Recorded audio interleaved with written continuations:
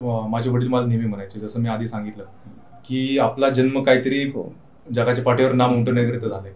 त्यामुळे तिचे वाक्य होते ते मला असं स्वस्थ बसून देत नव्हतं. बरोबर. तुम्ही जेव्हा ध्येय वेड्या झाले बरोबर तर तुम्हाला डिस्ट्रॅक्शन्स येणार जाणार, त्याच्याशी खूप घेणं देणं नसणार. बरोबर. आणि जेव्हा तुम्ही एक गोलला फोकस्ड असतात तर कन्सिस्टन्सी ऑटोमॅटिकली राहत जाते, कारण की तुम्हाला त्याच्याशिवाय तुम्हाला गोल प्राप्ती होणार नाही. तुम्हाला तुमचं यशाचं स्वप्न हे भूतकाळाच्या अवशेषावर नाही तर वर्तमान काळाच्या परिश्रमावरच पाहावं लागेल. माझ्या वडिलांनंतर कुटुंबाच्या जबाबदाऱ्या पार पाडून हा अभ्यास सातत्याने चालू ठेवणे हे कठीण तर होतेच. ते म्हणतात की राहा की धूप बडी काम आहे, अगर छाव होती तो सो गए होते. की आयुष्यामध्ये काही लोकांना पैसे जास्त कमी जास्त होतो, काही लोकांची बुद्धिमत्ता कमी जास्त होते, पण वेळ मात्र सगळ्यांना एकसारखीच मिळते.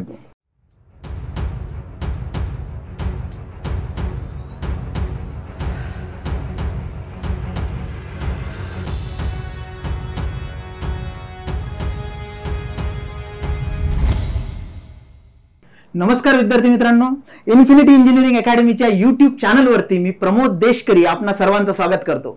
विद्यार्थी मित्रांनो, मी अधिकारी या सदरामध्ये आपण विविध अधिकाऱ्यांच्या मुलाखती घेत असतो. त्यापैकी काही अधिकारी हे नवनियुक्त असतात तर काहींची नुकतीच निवड झालेली असते. आज आपल्या सोबत या स्टुडिओमध्ये दोन सख्खे भाऊ आलेले आहेत. सगळ्यात महत्वाची गोष्ट की यशापयशाच्या खेळामध्ये जिंकणं हारणं हे चालतच असतं, पण जेव्हा यश मिळतं, यशस्वी होतो आणि ते सुद्धा एखाद्या मोठ्या भावाच्या पावलावर पाऊल टाकून छोटा भाऊ सुद्धा तीच पोस्ट घेतो. एकाच शाळेमध्ये शिक्षण, डिप्लोमालाही सोबत एकाच कॉलेजमध्ये, डिग्री सुद्धा एकाच कॉलेजमधनं, आणि आता 2018च्या ATP बॅचला मोठे बंधू प्रताप बाळासाहेब बर्के सर आणि 2023च्या बॅच मध्ये त्यांचे छोटे बंधू रणजित बाळासाहेब बर्के सर हे सिलेक्ट होतात.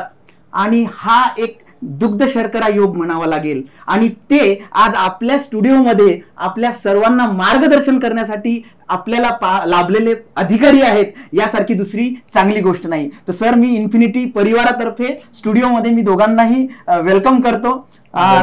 सर मोठे भाऊ आहेत प्रताप सर, आणि रणजित हे त्यांचे लहान भाऊ आहेत.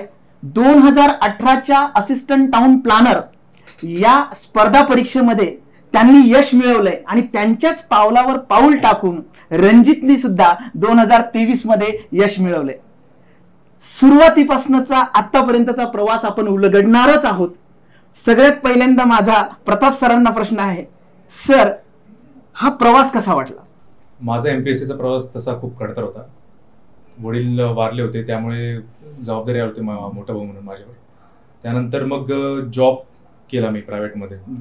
पण जॉबमध्ये माझे वडील मला नेहमी म्हणायचे, जसं मी आधी सांगितलं, की आपला जन्म काहीतरी जगाच्या पाठीवर नाम उमटवण्याकरिता झालंय. त्यामुळे तिचे वाक्य होते ते मला असं स्वस्थ बसून देत नव्हतं. बरोबर. त्यामुळे काहीतरी करायची इच्छा माझ्यामध्ये खूप दृढ झाली. त्याच्यामुळे मग मी प्रशासकीय सेवेत येण्याचा निर्णय घेतला आणि मग त्यानंतर ATPची परीक्षा आली, ती एक्झाम दिली आणि ती मी क्रॅक केली. Very good. आता याच्यामध्ये मला एक सांगा सर, की पहिल्यांदा कधी वाटलं की मला ATPच करायचंय? डिप्लोमा डिग्री पासून माझा आवडता सब्जेक्ट होता टाउन प्लॅनिंग. तर जेव्हा मी राज्यसेवा करत असताना माझी प्रीची एक्झाम झाली होती.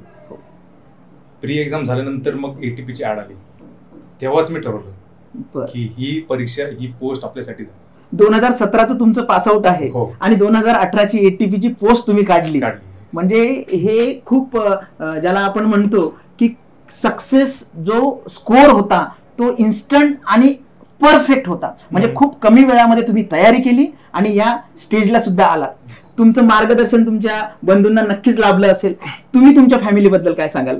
कारण जसं त्यांनी आई वडिलांबद्दल बोललेत तर ते सुद्धा तुमचे एकदम भाऊच आहेत आणि त्यांचाच सगळ्यात मोठा इम्पॅक्ट तुमच्यावर पडला असेल, तर काय सांगाल तुम्ही? माझ्या घरच्यांचं, खास करता माझ्या आईचं असं आहे की लहानपणापासूनच माझ्या आईने मला शिकवलं. पहिलीपासून ते 10वी पर्यंत आईने माझं शिक्षण घेतलं आणि माझ्या आईने एवढं शिक्षण घेतल्यामुळे माझा बेस खूप पक्का झाला. त्यामध्ये मला अजूनही आठवतं की गणितात इंडायसिस नावाचा एक चॅप्टर होता. त्या इंडेक्सेस मध्ये 8 लॉज असतात, पॉवर ऑफ पॉवर वगैरे. तर ते माझ्याकडनं आईने एक एक वही लिहून प्रॅक्टिस करून घेतली होती. म्हणजे एवढा माझा बेस खूप पक्का तयार करून घेतला. त्यामुळे माझ्या या यशामध्ये आज मी इमारत वरती बांधली, पण त्याचं फाउंडेशन जो होतं ते माझ्या आईने खूप पक्का करून घेतलं. आणि माझी आई नेहमी मला कधी अभ्यास कर, अभ्यासाला बस असं माझं कधी म्हणत नव्हती. माझ्या आईने माझ्यावरती विश्वास होता की हा काहीतरी करून दाखवणार. तसंच माझ्या बहिणीला सुद्धा मला अजून एक प्रसंग असा आठवतो की माझा रिझल्ट लागायच्या पूर्वी माझी बहिणीला माझ्यावर विश्वास होता की मी उत्तीर्ण होणारच 100%. एवढंच नाही तर तिने फोटो सुद्धा व्हॉट्सअपचा स्टेटस सुद्धा बनवून ठेवला होता की मी उत्तीर्ण झालं की असा हा फोटो लावणार तुझा. एवढा कॉन्फिडन्स तिला होता. आणि तिने मला उत्तीर्ण व्हायच्या अगोदर सुद्धा दाखवलं की हे बघ हा दादा मी तुझा फोटो बनवला आहे. तर मी तेव्हा आता आपली रिझल्ट लागायच्या पूर्वीची वृत्ती अशी असते की अरे रिझल्ट तर लागू दे, होतोय का नाही, अवघड असते परीक्षा असे होते. म्हणजे त्यांना कॉन्फिडन्स, त्यांना वाटणार जो कॉन्फिडन्स, त्यांच्यावरती विश्वास, त्यांच्या खूप इमोशन्स माझ्या प्रयत्नांमध्ये अटॅच होत्या. आणि त्या अटॅच असल्यामुळे मला असं वेळ व्यर्थ घालवता असं वाटलं नाही, मनाला इच्छाच पटली नाही ती गोष्ट. आता याच्यामध्ये माझा महत्वाचा प्रश्न असा असतो की साधारणतः एक भाऊ अधिकारी झालाय, या पोस्टवरती गेलाय, तर ती सोडून दुसरं काही करू शकतो आपण, किंवा ती सोडूनच आपण काही करायचं असं तुमच्या मनात आलं नाही का कधी? मला नक्कीच माझ्या भाऊ माझा मार्गदर्शक होता आतापर्यंत माझ्या जीवनामध्ये. तर मार्गदर्शन करताना त्यांनी मला सांगितलं होतं सुरुवातीलाच की तुझ्या कॅपेबिलिटीज नुसार तू UPSC ची पहिली तयारी कर. तर सुरुवात माझी आयुष्याची स्पर्धा परीक्षामध्ये UPSC मधनं झाली. मी सुरुवातीला UPSC चे 2 प्रयत्न सुद्धा करून दिले. आणि नंतर जसं मी माझ्या भावाचं कामाचं तपशील, मग कामाची दादाची पद्धत आणि कामाच्या बद्दल त्यांनी सांगितलेली माहिती, मग मला टाउन प्लॅनिंग बद्दल बरंचसं नॉलेज आलं. आणि जसं जसं पुढं होत गेलं आवड निर्माण झाली. आणि मी देखील ठरवलं, ठाम निर्णय केला की मी सुद्धा ही परीक्षा उत्तीर्ण होणारच. ओके, म्हणजे एक मार्गदर्शक तर लाभलेलाच होता. आणि ते नक्कीच. दीपस्तंभ म्हणून त्यांनी काम केलं. बरोबर. आणि त्या अनुषंगाने तुम्ही त्यांच्या पावलावर पाऊल टाकत सुरुवातीला शालेय जीवन असेल, नंतर डिप्लोमा असेल, डिग्री असेल, आणि आता इथे डिपार्टमेंट सुद्धा. बरोबर. आता तुम्ही जस्ट 2023 मध्येच उत्तीर्ण झालेला आहात आणि नवीन निवड झालेली आहे तुमची. एक साधारणतः त्यांच्या 2018च्या काळामध्ये जे काही कॉम्पिटिशन होतं, अवेअरनेस होती, तर आपण असं म्हणू शकतो की थोडी कमी होती. पण तुमच्या वेळेस मात्र खूपच स्पर्धा होती. बरोबर. तर त्याच्यामध्ये मग त्यांचं मार्गदर्शन कसं लाभलं की कशा पद्धतीने काम करायला पाहिजे? बघा, माझ्या भावाचं मार्गदर्शन म्हणजे तो ऑलरेडी शासकीय सेवेत असल्यामुळे तो माझ्यासाठी एक नॉर्थ स्टार होता. म्हणजे ज्याला आपण पोलॅरिस म्हणतो तसा तो माझ्यासाठी होता. आणि नॉर्थ स्टार असल्यामुळे मला जास्त भटक्याची गरज लागली नाही. तर मला रिसोर्सेस, मला लागणाऱ्या अडचणी, येणाऱ्या अडचणी, म्हणजे जसं की एका सेक्शन समजलं नाही मला तर माझा भाऊ मला समजून सांगायचा. आणि त्याच्यामध्ये प्रवास माझा सोपा झाला त्या पद्धतीने. आणि आणखी एक असं की माझ्या भावाचा वाटा असा आहे की माझा जेव्हा मॉक इंटरव्ह्यूला मी काही प्रयत्न केले होते तेव्हा काही थोडेसे कॉन्फिडन्स डाऊन झाला होता माझा. तेव्हा माझ्या भावानी जो मला प्रोत्साहन दिले त्यावेळी माझ्या फायनल इंटरव्ह्यूच्या वेळेस की नाही हो तू करू शकतो हे गोष्ट. आणि तो फायनल पुश माझ्यासाठी खूप महत्वाचा ठरला. नाही, आता याच्यामध्ये 2023 मध्ये काय झालेलं होतं की एक साधारणतः 140 ते 160च्या दरम्यान खूप सारे विद्यार्थी होते, ते मार्क होते. त्याच्यामुळे मुलाखतीचा टप्पा खूपच महत्वपूर्ण होता. बरोबर आहे. त्या महत्वपूर्ण टप्प्यामध्ये तुम्हाला त्यांची साथ लाभली. And that makes a difference between the selected candidate and non selected candidate. छान मुद्दा सरांनी मांडला. याच्यामध्ये आता MRTP असेल किंवा बाकीचे ऍक्ट्स असतील तर बऱ्याचशा विद्यार्थ्यांना जे मुळात स्थापत्य अभियांत्रिकीचे सिव्हिलचे आहेत तर त्यांना ऍक्ट वाचायचं म्हणजे त्याची एक कला असते. बरोबर. त्याच्याबद्दल काही मदत झाली का सरांची? नक्कीच. मला ऍक्ट बद्दल सांगा तुम्ही. मला सेक्शन्स, रूल्स आणि बऱ्याचशा ज्या थेरोटिकल गोष्टी आहेत त्याच्या शासकीय कामात कसं प्रॅक्टिकल युज होतोय आणि कुठल्या गोष्टी खूप महत्वाच्या आहेत. कारण की काही अभ्यास करताना मी काही गोष्टी गाळल्या होत्या, जसं की अकोमोडेशन रिझर्वेशन मी हा मुद्दाच गाळून टाकला होता UDCPR मधला. तर मी भावाला दाखवलं की बाबा माझा असा अभ्यास झालेला आहे. तो म्हणला तू महत्वाचा मुद्दा गाळलाय. आणि नेमकं प्रश्न येतात बरं का त्या मुद्द्यावरती येतात. तर मला अशा पद्धतीने मी कुठं चुकलो तर माझा भाऊ पाठीशी येस रेक्टिफिकेशन होतं. खूप छान पॉइंट्स ते मांडतायत. विद्यार्थी मित्रांनो, ह्या मी अधिकारी या सदराचा मुळातच उल्लेख आणि उद्देश हा आहे की ते जे अधिकारी आता नवीन झालेले आहेत त्यांच्याकडनं शिकण्यासारखं खूप काही असतं. ज्या चुका त्यांच्याकडनं झालेल्या असतील तर त्या तर नक्कीच तुम्ही टाळायला पाहिजेत. ह्या अनुषंगाने ह्या मुलाखती असतात. त्याच्या व्यतिरिक्त नवीन मार्गदर्शक दीपस्तंभ म्हणून हे अधिकारी काम करत असतात. आपण जसं क्रिकेटमधले पांड्या बंधू म्हणू तसे ATP मधले हे बरके सर म्हणून आपण, आणि खूप चांगल्या पद्धतीने त्यांनी सख्खे भाऊ आणि एक परीक्षा, हे खरंच खूप अचिव्हमेंट खूप मोठी आहे सर. याच्यामध्ये आता जो पॅटर्न आहे किंवा जी परीक्षा पद्धती आहे तर मुळातच आपण असं म्हणूया की सिव्हिल इंजिनिअरिंगचा सिलेबस वेगळा आहे आणि ATPचा सिलेबस वेगळा आहे. म्हणजे जे विद्यार्थी ज्यांना वाटत असेल की नाही मला MSc करायचं आहे आणि मी ATPला सुद्धा ट्राय करेन, तर ते शक्य होत नाही. तर मग अशा वेळेस तुम्हाला, जसं तुम्ही आता UPSC सुद्धा म्हटलं की त्याच्या सुद्धा तुम्ही काही अटेम्प्ट दिले, मग तुम्हाला कधी वाटलं नाही की आपण MES करावं? माझं नक्कीच या परीक्षा देताना ATPच माझा फोकस होता. माझ्या कामाचं, माझ्या भावाचं मार्गदर्शन मला खूप मोलाचा होता यामध्ये, त्यामुळे मी ATPच परीक्षा निवडली MES न करता. बरोबर. आता मी परत सरांकडे जातो. प्रताप सर, दोघं भाऊ आपण ATP होऊ असं कधी वाटलं होतं का? नाही, असं तर सुरुवातीला वाटलं नव्हतं. बरं. पण नंतर जेव्हा ऍड आली ATPची तेव्हा मी रणजितला गाईड केलं की ATPची पोस्ट चांगली आहे. बरोबर. आणि कामाचं स्वरूप खूप इंटरेस्टिंग आहे. हो. त्यामुळे मी त्याला प्रोत्साहित केलं हे पोस्टचा अभ्यास करण्यासाठी. आणि जसं जसं पुढे अभ्यास करत गेला रणजित, मला पण थोडा आत्मविश्वास येत गेला की रणजित ही पोस्ट काढू शकतो. बरोबर. त्यामुळे मग नंतर थोडा विश्वास डेव्हलप झाला आमच्यामध्ये, कॉन्फिडन्स आणि डेव्हलप झाला की मग आता होऊ शकतं. Yes. आता याच्यामध्ये जसं सरांनी सांगितलं की डिपार्टमेंटल जे काही ऍक्टिव्हिटीज आहेत त्या अनुषंगाने हा सिलेबस ड्राफ्ट केलेला आहे. म्हणजे जे डेली रुटीन मध्ये त्यांना रिक्वायरमेंट असते, कुठले डॉक्युमेंटेशन असेल, कुठले ऍक्ट्स असतील, रूल्स असतील, असे विषय त्यांनी ऍड ऑन केले. आणि आपण हे सुद्धा सगळ्यांना माहिती आहे की सुरुवातीला सिलेबस थोडा वेगळा होता आणि रिवाइज सिलेबस आला, जसं UDCPR वगैरे नंतर, बरोबर आहे. त्याच्यामध्ये त्यांनी फॅकल्टी ऑफ सायन्स इंजिनिअरिंग काढून टाकलं, खूप मोठा पार्ट, आणि त्यांनी डिपार्टमेंटल टाकला. मग त्याचा अभ्यास तुम्ही कसा केला? त्याचा माझा सुरुवातीपासूनच अभ्यास हा UDCPR आणि MRTP हे सगळं झालंच होतं ऑलरेडी. न्यू ऍड ऑन मध्ये आपल्याला स्कीम्स अँड पॉलिसीज, काही टेक्नॉलॉजीचा पार्ट हे ऍड ऑन झालं. आणि ते रिमेनिंग सिलेबसच्या खूप काही कमी पोर्शन, ऑलमोस्ट 10 to 15% चेंज झालेला होता.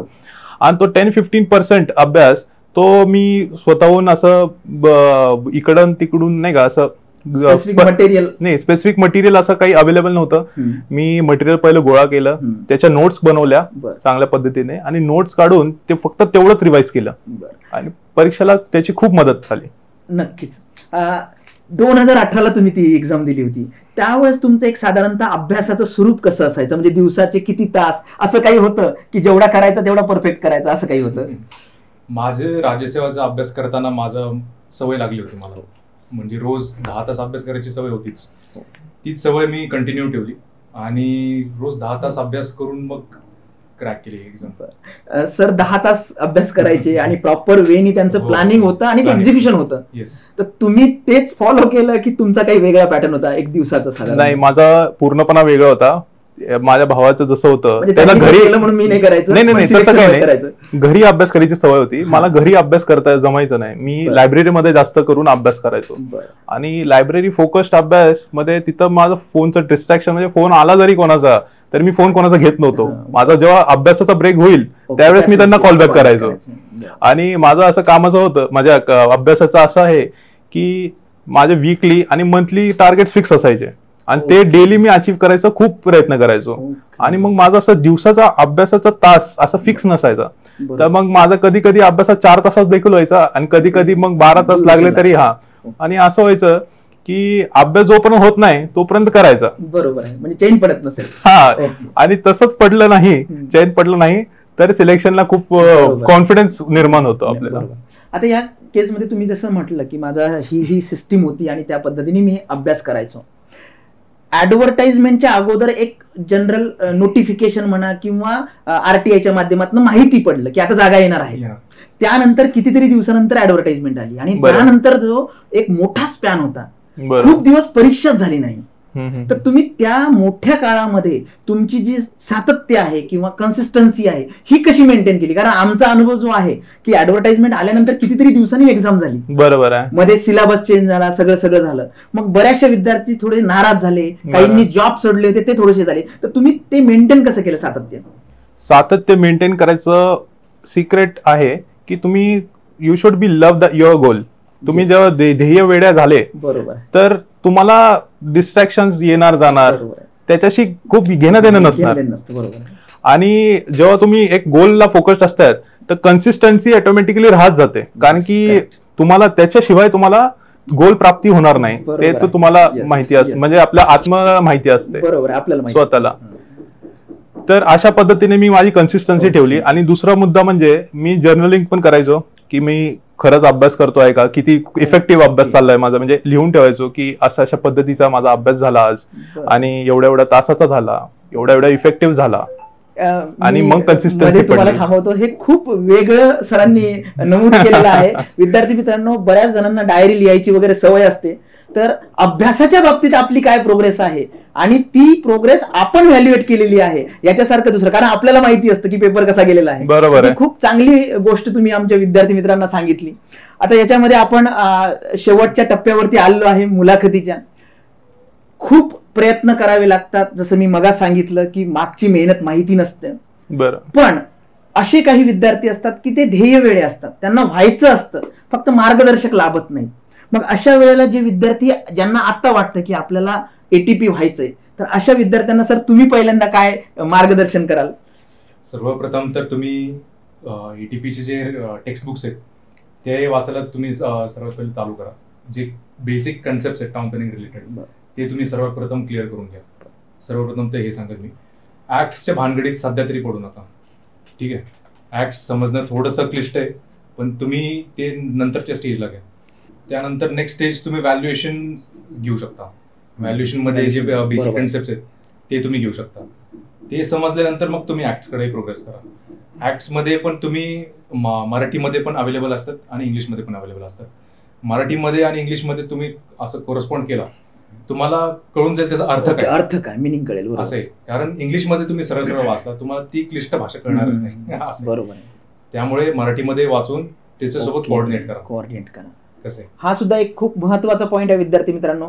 याचा अर्थ असा होत नाही की इंग्लिश येत नाही किंवा कळणार नाही वाचून, पण ज्याला म्हणतो आपण न्यायिक भाषा असते किंवा ऍक्टची जी भाषा असते तर ती सहजासहजी समजत नाही. मग अशा वेळेस तुम्ही जर पॅरलली दोन्ही समांतर त्याचा अभ्यास केला तर आपल्याला एक लिंक लागते आणि त्याच्यामधनं आत्मीयता मिळून ते तुम्ही कम्प्लीट ऑन दी रेकॉर्ड दाखवू शकता किंवा तुम्ही रिप्रेझेंट करू शकता. आणि एकदा कळलं तुम्हाला स्वतःला तर ते खूप चांगल्या पद्धतीने एक्झाम मध्ये तुम्ही त्याचा उपयोग करू शकता. बरोबर. कारण की कसं आहे, या परीक्षामध्ये कन्सेप्च्युअल क्लॅरिटी फार महत्वाची आहे. कारण तुमचे कन्सेप्ट जर क्लिअर असेल, कारण व्हॅल्युएशन मध्ये पण जर तुम्ही बघितलं त्याच्यामध्ये गणित सोडून काय उपयोग नाही. त्याच्यामध्ये तुमचा कन्सेप्ट असेल ना, तर मला म्हणजे काही वर्षानंतर जरी प्रश्न आला तरी तो सोडवता येतो, म्हणजे येईल. ओके.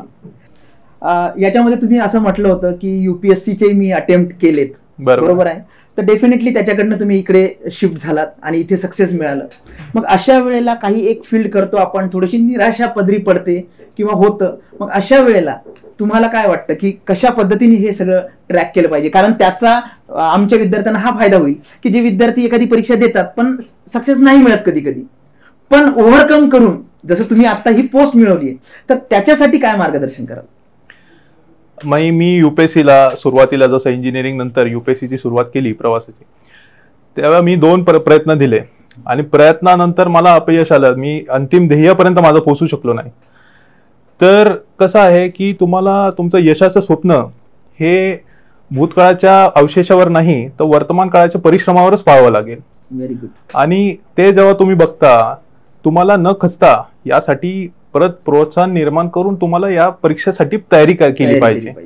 जसं आपण म्हणतो, या प्रवासामध्ये मला बऱ्याच अडचणी सामोरे जावे लागले. त्यानंतर माझ्या वडिलांनंतर कुटुंबाच्या जबाबदाऱ्या पार पाडून हा अभ्यास सातत्याने चालू ठेवणे हे कठीण तर होतेच. ते म्हणतात की राहा की धूप बडी काम आहे, अगर छाव होती तो सो गए होते. Very good. त्यावेळेचा तुमचा मुलाखतीचा काही अनुभव? आमच्या वेळेस 2 पॅनल होते. बरं. मिश्रम सरांचा पॅनल होता आणि हो. कोक सरांचा पॅनल होता. मला मिश्रम सरांचा पॅनल होता आणि प्रश्न थोडेसे वेगळे होते, स्वरूप वेगळा होता. बरोबर. मला पॉलिटिकल क्वेश्चन्स जास्त विचारले होते, ओके, नॉन टेक्निकल क्वेश्चन्स. आणि दुसरे टेक्निकल क्वेश्चन्स होते, त्यात तर मला चांगले आले, पण नॉन टेक्निकलसाठी तितका प्रिपेअर नव्हतो मी. ओके. त्यामुळे ते थोडेसे क्लिष्ट म्हणजे अवघड होते माझ्यासाठी. बरं. But I tackled it. Okay. आणि आता आज आपण इथे बोलतोय, यावेळेचे जे इंटरव्ह्यू होते, या मुलाखतीला अनन्यसाधारण महत्व होतं. कारण जसं मी सांगितलं की 140 ते 160 मध्ये खूप सारे विद्यार्थी होते. मुलाखतीच्या टप्प्यामध्ये ज्यांना जास्त मार्क मिळाले तर ते सिलेक्ट झाले, बरोबर आहे. तर तुमचा अनुभव कसा होता यावेळेचा? माझा पण अनुभव चांगला होता. यामध्ये अनुभव असा की पॅनल मेंबर मला होते अभय वाघ सर. बरं. आणि अभय वाघ सरांचा पॅनल जेव्हा लागला तेव्हा माझ्या मनामध्ये पण दादासारखीच भीती की आपल्याला पण थोडंसं अवघड जातोय का काय. पण तो त्यावेळेस तुम्ही कंट्रोल करणं फार महत्वाचं आहे. तुम्हाला स्वतःला हायपर झाले की शांत करणं महत्वाचं आहे. वाघ सरांचं पॅनल तसंही रॅपिड फायर साठी फेमस आहे. बरोबर. आणि त्यांनी मला माझं सेक्शन वाईज प्रश्न विचारले. म्हणजे सेक्शन 45 पासून 53-56 पर्यंत मला नेलं त्यांनी. आणि तसं रॅपिड फायर मध्येच उत्तरं दिलीत मी. आणि त्या मनाने मला जाताना मात्र त्यांनी म्हणलं होतं की व्हेरी गुड. त्यामुळे मला आत्मसमाधान झालं की येस माझा इंटरव्ह्यू हॅज बीन गुड नाव.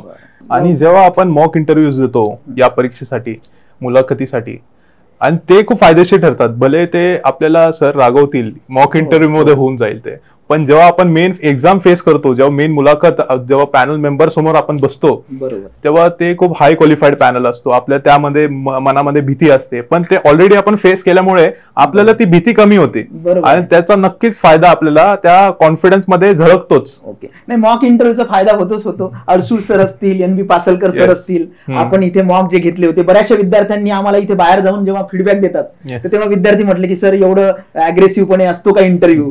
पण त्याच विद्यार्थ्यांनी नंतर मग आम्हाला फोन करून सांगितलं की सर याचा खूप फायदा झाला. इथे ज्या पद्धतीने बर्डन आलं होतं आमच्याकडे, तर तिथं त्याच्यापेक्षा खाली आलं होतं. बरोबर आहे. ATPचे जे स्पर्धा परीक्षा देणारे विद्यार्थी आहेत, नवीन विद्यार्थी आहेत, ज्यांनी आता अभ्यासाला सुरुवात केली आहे, तर यांना तुम्ही मार्गदर्शन काय कराल सर? आपल्याला सर्वप्रथम आपल्याला अधिकारी का व्हायचं आहे ह्याचा पहिला आपण हे केलं पाहिजे, अनालिसिस केलं पाहिजे. आणि एकदा का तुम्हाला का व्हायचं हे कळाले तर ते कसं करायचं ते सोपं जाते. आणि सर्वप्रथम माझं असं म्हणणं आहे की हा निर्णय तुमचा स्वतःचा पाहिजे. त्यामध्ये तुम्हाला सातत्य आणि संयम ठेवणं फार महत्वाचं आहे. आणि आपण आपली क्षमता ओळखून हे क्षेत्र निवडलं पाहिजे. आणि हे एकदा क्षेत्र आपण निवडलं की आपण सर्वप्रथम सिलेबस आणि सिलेबसच्या जोडून लागणारे जे रिसोर्सेस आहेत ते पहिले कलेक्ट केले पाहिजे. आणि कलेक्ट करून झालं की आपण वेळेचं फार चांगलं नियोजन केलं पाहिजे. आणि वेळेचं महत्व कळणं फार महत्वाचं आहे या स्टेजला. कारण की आमच्या अशी एज आहे त्यामध्ये डिस्ट्रॅक्शन फार आहेत. कसं असतं की आयुष्यामध्ये काही लोकांना पैसे कमी जास्त होतो, काही लोकांची बुद्धिमत्ता कमी जास्त होते, पण वेळ मात्र सगळ्यांना एकसारखीच मिळते. त्यामुळे वेळेचं नियोजन योग्य केलं पाहिजे. आणि त्या योग्य नियोजनानुसार तुम्ही जर शेड्यूल तयार झालं की त्याला फिक्स ठेवून तुम्ही तुमचा अभ्यास केला पाहिजे. त्याच्यामध्ये तुम्हाला पिअर प्रेशर येणार की तुमचे बाकीचे वर्गमित्र काही जॉबला असतील, कुठं परदेशात असतील, तर त्यामुळे तुमच्यामध्ये एक पिअर प्रेशर येणार. तुम्हाला थोडंसं कॉन्फिडन्स डाऊन होणार की तुम्हाला वाटेल की मी तयारी करतोय पण अजून रिझल्ट कसा येत नाही, अपयश येणार. त्याला न खचता तुम्ही तुमचा आत्मविश्वास खूप दृढ पाहिजे आणि जिद्दीने आपण या परीक्षेसाठी अभ्यास केला पाहिजे. म्हणजे याच्यामध्ये तुम्हाला अधिकारी का व्हायचंय या प्रश्नापासनं तर अभ्यास केला पाहिजे, त्याला दुसरा कुठलाही पर्याय नाही, हे सरांनी कॉन्क्लुजन सांगितलेलं आहे. खूप चांगलं मार्गदर्शन आणि खूप चांगल्या गोष्टी यांनी सांगितलेल्या आहेत आपल्या येणाऱ्या विद्यार्थ्यांसाठी. विद्यार्थी मित्रांनो, तुमची स्ट्रीम कुठलीही असो, पण तुमचं ध्येय जर फिक्स असेल आणि त्या अनुषंगाने तुम्ही जर तुमचा रस्ता आखून घेतला आणि त्यानुसारच चालत गेलात आणि रेक्टिफाय करत गेलात त्या क्षणाचे प्रॉब्लेम्स, तर नक्कीच तुम्हाला ध्येय मिळवता येईल, साध्य करता येईल आणि यशस्वी होता येईल. आणि एकाच फॅमिली मेंबर मधले सुद्धा 2 अधिकारीही सुद्धा घडू शकतात, हे प्रताप सर आणि रणजित सरांच्या म्हणजे एक बेस्ट एक्झाम्पल आपण म्हणू शकतो. आणि इन्फिनिटी परिवारातर्फे आपण इथे आलात सर आणि आमच्या विद्यार्थ्यांना मार्गदर्शन केलं याबद्दल खूप खूप धन्यवाद. इन्फिनिटी अकॅडमीने आम्हाला इथे बोलवलं त्याच्याबद्दल इन्फिनिटी अकॅडमीचे खूप खूप आभार. Thank you so much sir. Thank you.